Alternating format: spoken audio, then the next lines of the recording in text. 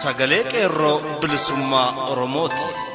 Sagaleen qeerroo bilisummaa Oromoo torbaanitti guyyaa 3 facaasaa yookaan kibxata kamisaa fi jimaata akka lakkoofsa sa'a Oromootti galgala keessaa sa'a 7:00 hanga 8tti meetir baandii 16 yookaan kiiloo heerzii 17,840 irratti qilleensa irraan isiniif darbuudha. Kun sagalee qeerroo bilisummaa Oromooti.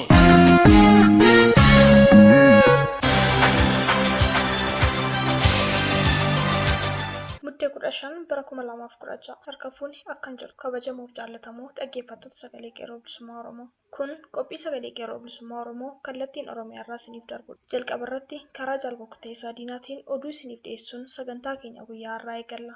Itti aansuun qophii addaa karaa jaalbichuu sabaa isiniif dhiyaata. Wallee warraaqsaas ni qabna. Isin keessummeessaa kan isin waliin turu ani Biiftuu Galgalooti. Haga xumura sagantaa keenyaatti nu waliin tura. Amma kallattiin gara oduutti isin dabarsa. Muddee 15 bara 2016 waraanni mootummaa wayyaanee ganama irraa eegaluudhaan konkolaataawwan hedduudhaan Finfinnee irraa gara lixa Oromiyaatti fe'amaa jira. Hoomaan waraanaa kun yeroo ammaan kanas hedduminaan torbee darberraa ka'uudhaan jumlaan gara guutummaa Oromiyaatti guuramaa akka jiru heeruu qeerroon goleewwan Oromiyaa keessaa nuuf eeranii jiru. Torbee kana keessa mootummaan barri kufaatii isaa jala ga'ee hoomaa waraanaa dhoksaan halkan kutaalee Oromiyaa mara keessa humna ibsaa addaan kutuudhaan Oromiyaa mara keessatti akkaan bittimsaa jiraachuu qeerroowwan kutaalee Oromiyaa mara keessa jiran eeranii jiru. Dararaa fi hidhaanis kutaalee Oromiyaa mara keessatti akkuma itti fufetti jira.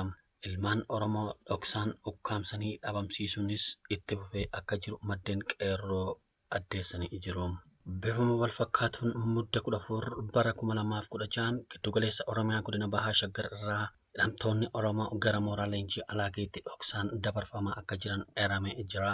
Hidhamtoonni Oromoo lakkoofsaan 200 ol tahanis guyyaa kaleessaa jechuunis muddee 14 2016 magaalaa Bishooftuu fi aanaalee Bancuqaalaa irraa walitti qabamuun gara alaageetti dhoksaan akka geeffamanis baramee jira. Haalli kun hidhamtoota Oromoo iddoo garaagaraa jiran irratti bifa wal fakkaatuun raawwatamaa akka jirus eeramee jira. Ilmaan Oromoo hidhuun, iraarsuun, ajjeesuu fi mooraa waraanaatti geessuun sodaachisuunii fi dararuun gaaffii mirga abbaa biyyummaa Oromoof deebii hin ta'u. Ilmaan Oromoo gara mooraa qabsoo falmachuutti kan jabeessuu akkasumas yakki waraana wayyaanii mirga keenyaaf falmachuu irraa kan boodatti innoo hin deebifne ta'uu sochii keenyaan mirkaneessina jechuun qeerroon bilisummaa Oromoo naannoo Shaggar keessa jiran dhaamsa dabarfatanii jiru. Godina Wallaggaa Bahaa magaalaa Naqamtee fi naannoo ishee keessatti mootummaan goolessituu wayyaanii maqaa marii paanaalii namoota qaama miidhamtootaaf gargaara jechuun uummata magaalattii irraa maallaqaa fi mana jireenyaa isaanii saamaa akka jiru beekamee jira. Kanumaan wal qabates yeroo ammaa kana mootummaan maqaa gargaarsa qaama miidhamtootaaf goona jedhuun uummata magaalattii irraa mana jireenyaa asaamaa waan jiruuf uummanni magaalichaa rakkoo akkaan jabduu keessa jiraachuun maddeen qeerroo achirraa gabaasanii jiru. Muddee 12 bara 2016 hidhamtoonni Oromoo mana hidhaa Tullu Boollootti argaman 4 dhukkuboota garaagaraaf saaxilamuudhaan fayyaan isaanii haala yaaddessaa irratti akka argamu eeramee jira. Giddugaleessa Oromiyaa godina Kibba Lixa Shaggar aanaa Bachoo mana hidhaa magaalaa Tullu Boollootti kan argaman ilmaan Oromoo dhukkuboota garaagaraaf saaxilamaa jiru. Hidhamtoota kanneen keessaa namoonni 4 garmalee dhukkubsachaa kan jiranii fi tajaajila yaalaa akka dhorkaman baramee jira. Namoota achi keessatti dhukkubsachuudhaan yaalii dhorkatamanii haalli fayyaa isaanii yaaddessaa ta'ee jiran keessaas Daanyee Boonsaa, Taarikuu Guutamaa, Abbuu Nagaasaa fi Mootii Ijidaa kanneen jedhamanidha. Dabalataanis hidhamtoonni Oromoo achitti argaman hundi nyaata akka dhorkatamanii fi haala hammaataa keessa jiraachuu dhaammataniiru.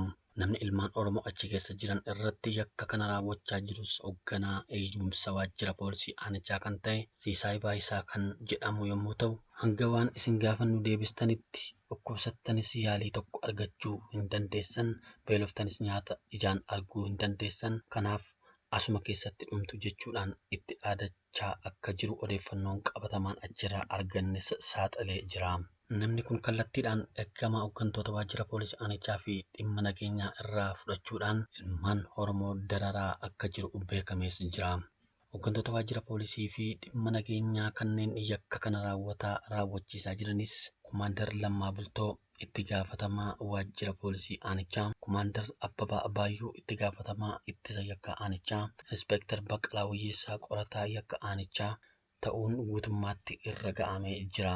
Namoonni kunniin hidhamtoota Oromootti qarshii 10,000 kanfalaa gadi isin dhiisna, yoo diddan immoo gara biraatti isin dabarsina jechuun hidhamtoota dararaa kan jiranii fi akkasumas abbootii qabeenyaa Oromoo mana isaanii irra naanna'uudhaan qarshii 10,000 fidaa yoo diddan hidhaatti darbamtu jechuudhaan bahaa fi gala dhorkaa akka jiran odeeffannoon achirraa argame saaxilee jira. Gochaawwan wal fakkaataan godinuma kana magaalaa Walisoottis hidhamtootaa fi abbootii qabeenyaa irratti hooggantoota waajjira poolisii godinaa fi abbootii seeraan raawwatamaa akka jiru beekamee jira. Roorroo fi dararaa hidhaa fi ajjeechaan uummata keenya irratti raawwatamaa jiru dhaabuuf furmaanni tokkichi nuti qabnu kallattii maraan harka wal qabannee diina biyya keenya irraa yoo buqqisne qofaadha. Kanaafuu uummanni Oromoo biyya keessaa fi alaan harka wal qabatee waan qabuuf danda'u maraan walii birmatee mootummaa wayyaanee hundeen qaaleessuun dirqama. Muddee 10 bara 2016 sabboontuun Oromoo baqattummaan biyya Turkiitti argamtu sabboontuu bulchaa qaama yeroof hin beekamneen rukutamtee miidhaa cimaan irra ga'ee yeroo ammaa mana yaalaa seentee jiraachuun maddeen qeerroo achirraa gabaasan. Sabboontuu bulchaan Oromummaa isheetti iraarfamaa kan turtee fi biyya keessattis dhalattee Oromiyaa keessaa sababa Oromummaa fi sabboonummaa qabduuf mootummaa abbaa irree wayyaaneetiin adamfamuu irraa kan ka'e jiruuf jireenya baqaaf kan saaxilamte yoo ta'u, yeroo ammaa biyya Turkiitti otuu dhaabbata baqattoota addunyaa kan ta'e UNHCR biyya Turkiitti argamu jalatti galmooftee jirtu balaan ulfaataan kun kan irra ga'ee jiru ta'uus mirkanaa'eera.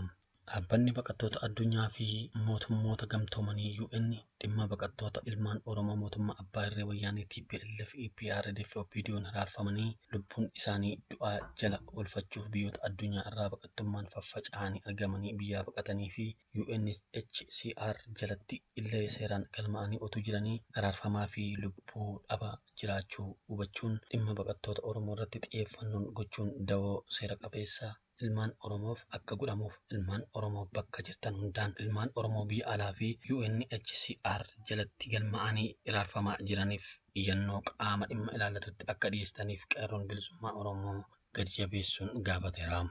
Ilmaan Oromoo fi gurmuuleen hawaasa Oromoo akkasumas jaarmiyaaleen Oromoo hundi sabboontuu Oromoo sabboontuu bulchaa irratti balaa ulfaataa qaqqabee jiruuf dirmannaa akka gootanii fi wal'aanamtee gaaga'ama irraa akka baraaramtuuf gadi jabeessuun dhaamsa Oromummaa isiniif dabarsina.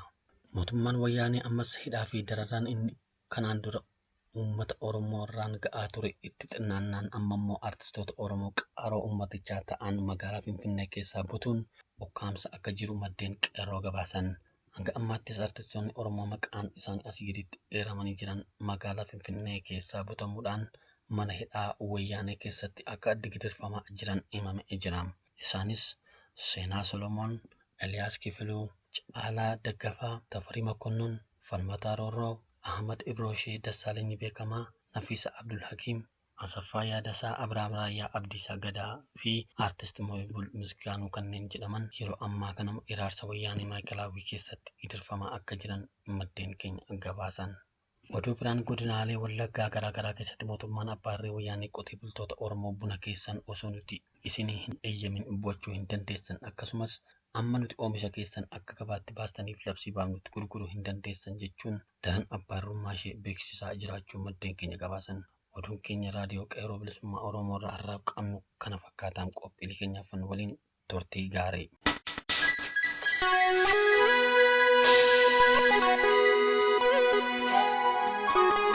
Yaa dirqama lammummaa, ati yaa dirqama biyyummaa, keessumaa kan eenyummaa.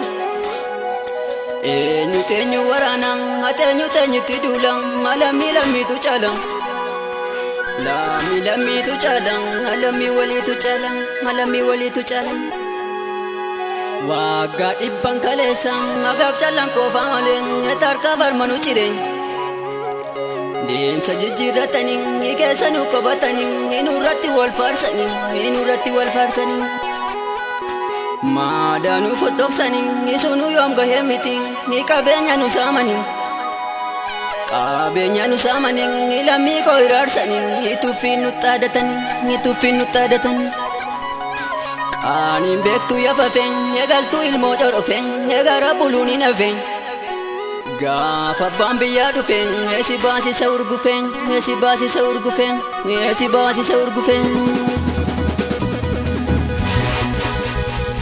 Gaaddee bituun alatteen etabbaa ormaa farsitiin etabbaa kan shee amatteen.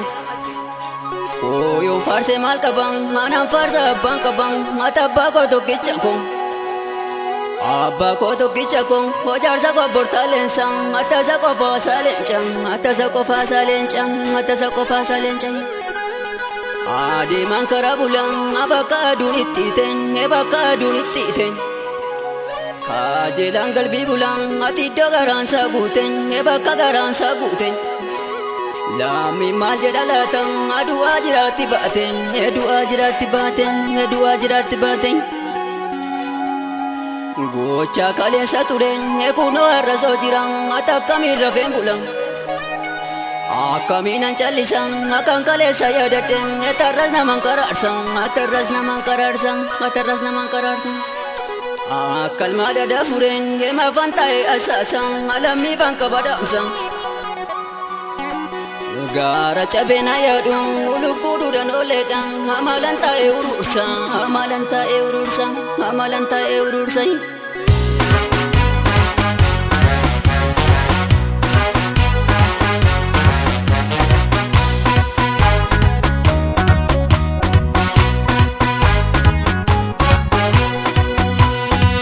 Gabatiki irrinciisu yadeesse barreeffadho waannolee fansiniisu mageesse. Gabatiki irrinciisu yadeesse barreeffadho waannolee fansiniisu mageesse. Mukarbaa gaaddisa boobee muratteere isammaa gaabbita boodee bufatteere. Mukarbaa gaaddisa bajjii hin jiguure isammaa gaabbita lakkii si jiguure.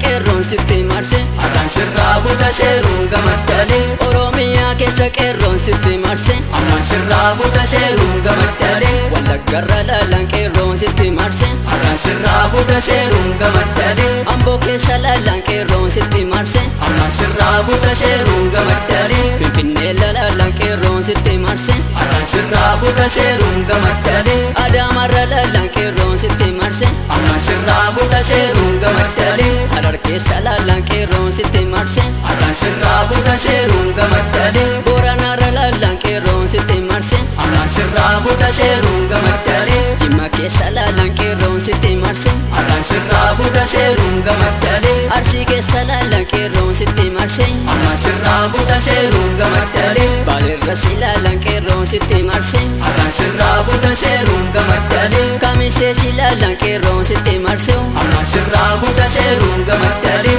Iluu keessa laalaan qeerroon sitti marse har'aan sirraa buta seeruun gamaddalee. Iluu keessa laalaan qeerroon sitti marse har'aan sirraa buta seeruun gamaddalee. Salaaleessi laalaan qeerroon sitti marse har'aan sirraa buta seeruun gamaddalee.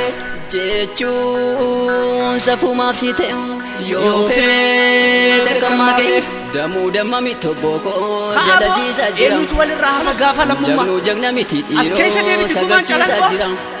As keessa deebiti gubaan haadholee? Sobbookoo fardi kooraa rigee turamma deebita dhiiroo garri koonaa misee yoo feete kammaa kee jechuun maaf safuu si ta'e. Gaaffii fi eeboo uummata Oromoo inni guddaan maali?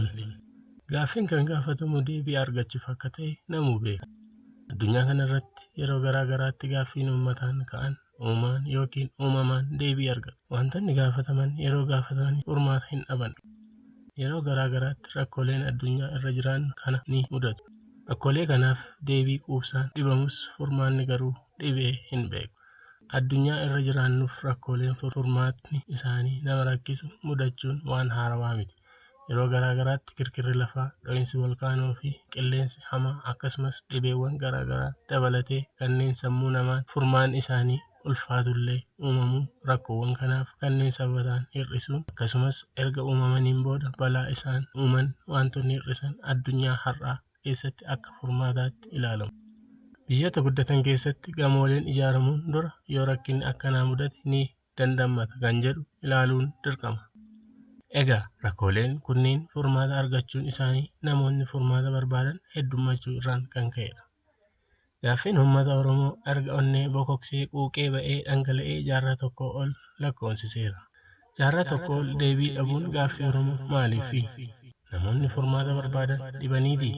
Hayyoonni rakkoo uummatichaa xiinxalanii furmaata barbaadan hin jirani? Gaaffiin uummata Oromoo nama furmaata barbaadu dhabe yoo jenne namoota furmaata barbaachaa bahanii gammoojjii biyya ormaa keessatti harcanitti qoosu ta'a. Akkuma uummanni bal'aan gaaffii qabu uummata bal'aa furmaata barbaadaa jira. Yoos maaliif gaaffii keenyaaf furmaanni dhibe kan jedhu yoom caalaatti har'a of gaafachuu qabna. Oromoon yoo mammaaku namni mana tokko ijaaru citaa wal hin saamu jedha. Hanga har'aa gabroomuu keenyaaf shoora olaanaa kan taphate aangoo diinni nurratti qabu caalaa tokkummaa dhabuu keenya. Tokkummaa osoo hin qabaatiin tokko ta'uun waan hin yaadamne. Akkuma muraa ooluun guuraa oolu ta'a jedhamu sana isa tokko ijaare tokko diigee bara baraan yoo haaraa ijaare utubaa tokko dhaabees tokko qirixee yoo bara gadaa utubaa haaraan kan dhaabatu ta'e mana waliin ijaarrannee ittiin gallu yeroo mara mana ijaaraa hafa barri keenyas gaaffiin dhuma. Oromiyaan qeerroo fi qarree maanguddoo fi hawwan akkasumas daa'imman lubbuu isaanii osoo hin marsafatiin biyya isaaniif kennan qabdi. Qabeenya Oromoo irraa hafee orma jaasisus qabdi. Hayyoota Oromiyaa miti addunyaafuu furmaata fidanis ni qabdi. Baay'inni keenyas akka addunyaattuu saba bal'aa akka ta'an ibsa. Dheebuu fi hawwii wal fakkaataa qabna. Erga akkas ta'e gaaffiin keenya maaliif deebii dhabee? Gaaffii fi dheebuun uummata Oromoo maal akka ta'e nu martiyyuu ni beekna. Hundumti keenya quuqama wal fakkaataa erga qabaannee wal quuquu caalaa osoo waliif quuqamne furmaata arganna. Qabsoowwan Oromoo gita diin irratti qabsaawan maraan kan wal irrattis qabsaawan yoo ta'e achuma lafa dhiisna. Bilisummaa barbaaduun gaara dhiibuu kan nutti ta'es kanaaf. Diina irratti waliin qabsaawaa wal irrattis kan qabsoofnu yoo ta'e qabsoon uummata Oromoo galma isaa hin gahiin hafa. Gaaffiin keenyas bara baraan gaaffii ta'ee hafa. Gaaffiin keenya gaaffii ta'ee akka hin hafneef maaltu nurraa eegama? Yeroo ammaa kana wal qeequu, wal salphisuu, wal tuffachuu fi wal abaaruun aangawoota siyaasa keenyaaf waan araada ta'e natti fakkaata. Keessumaa marsaalee hawaasaa irraa wantoonni naannawan nama qaanfachiisu. Uummataaf qabsaawaa walirratti qabsaa'uun furmaata hin ta'u. Har'a dhaloota gaafatu qofa osoo hin taane dhaloonni deebii ta'us nuyi barbaachisa. Gaaffiin keenya gaaffii ta'ee akka hin hafneef abaluutu kana balleesse jechuu caalaa ani maalan balleesse kan jedhu irratti xiyyeeffachuun barbaachisaan natti fakkaata. Dogoggorri xixinnoon baroota darban uumaman jaarraa tokko oliif nu garboomsan. Dogoggoroonni har'a uumamaa jiranis gabrummaa keenyaaf akka shoora olaanaa taphatan beekuun dirqama. Dogoggora nuti uumnuun rakkina uumamuuf itti gaafatama seenaa jalaa bahuun fafa. Kanaaf hundumti keenya furmaata barbaaduu irratti haa xiyyeeffannu. Karaa garaagaraan furmaata barbaaduu ni dandeenya. Garaagarummaa yaadaas jiraachuu mala. Kun garuu kan tokko ijaare tokko diiguuf tasuma sababa ta'uu hin qabu. Gara yaada koo gudunfuutti yoon dhufu bara waan hundumtuu furmaata argate kanatti gaaffiin uummata Oromoo deebii dhabuun nu yaachisuu qaba.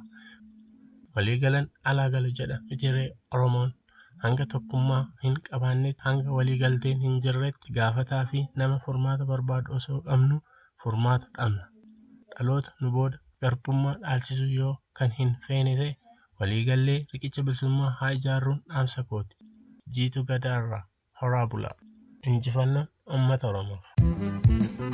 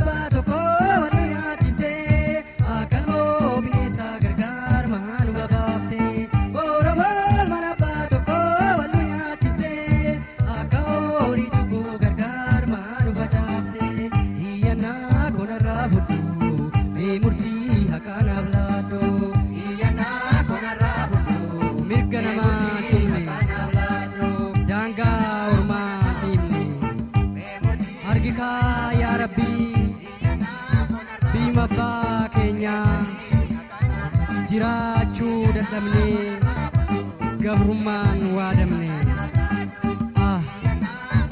argikaa yaa rabbii biyyuma abbaa keenya jiraachuu dadhabnee kooluu galtuu taane.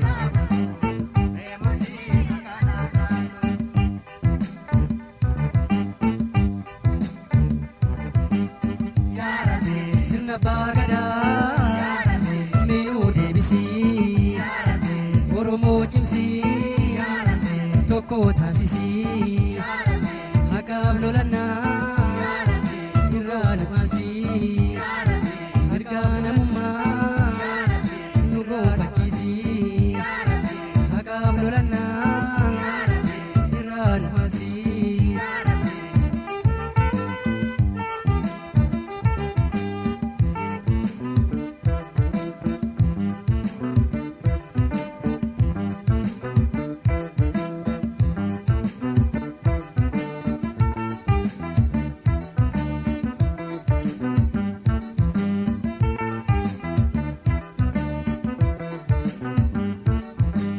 Sinkadaa yaa Rabbi miidhugaa mul'isi hundeegaa biroofattu meenurraa buqqisi. Sinkadaa yaa Rabbi haqaifa baasi ilmaan Oromoota tokko naa taasisi.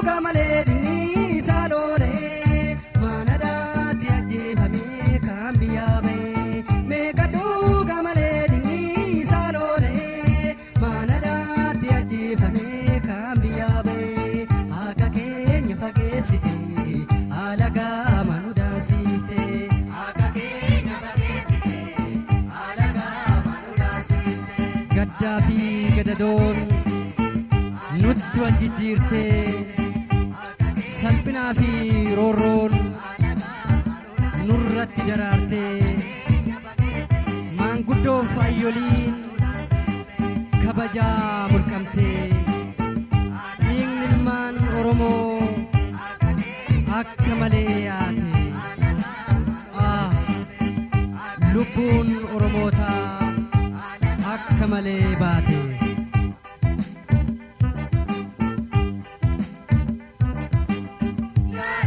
Sirna baagadaa meenuu deebisii Oromoo cimsii tokko taasisii mirga namummaa nu gonfachiisii haqaaf lolannaa irraa nu maasii dhugaaf falmannaa irraa nu maasii leenca bosonaa mirgaan deebisii leenca bosonaa mirgaan deebisii haqaaf lolannaa irraa nu maasii dhugaaf falmannaa irraa nu maasii harkaa namummaa.